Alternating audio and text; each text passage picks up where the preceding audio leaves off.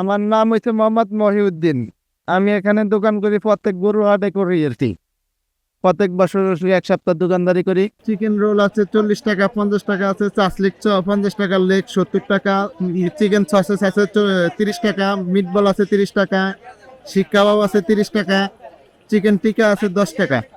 আমার এই কটা আইটেমই, এটা নিয়ে আমি বিজনেস করি আর কি। 2টা থেকে বা 3টা থেকে শুরু করি, রাতের 12টা 1টা পর্যন্ত। ইয়াং বয়সের যারা আছে তারাই আর কি বেশি এটার প্রতি আগ্রহী। সেপনিল প্রাণঘাতী জীবাণুদের বিরুদ্ধেও দারুণ কার্যকর। এটা আমার বাজা পুরো আইটেম, এটা 10 টাকা, 20 টাকা, 50 টাকা, 100 আইটেম। এটা নর্মাল আইটেম, তার জন্য এটা চাহিদাটা একটু বেশি। মশলা অনেক আইটেমের মশলা, 10-15 আইটেমের মশলা ইউজ করি আমরা এটার সাথে। ইউজ করলে আর কি, তারপরে হাতে বানানো কাসুন্দি সস আছে, তারপরে মেনুস আছে, এগুলো আমরা ইউজ করি। সসটাই আমাদের মেইন।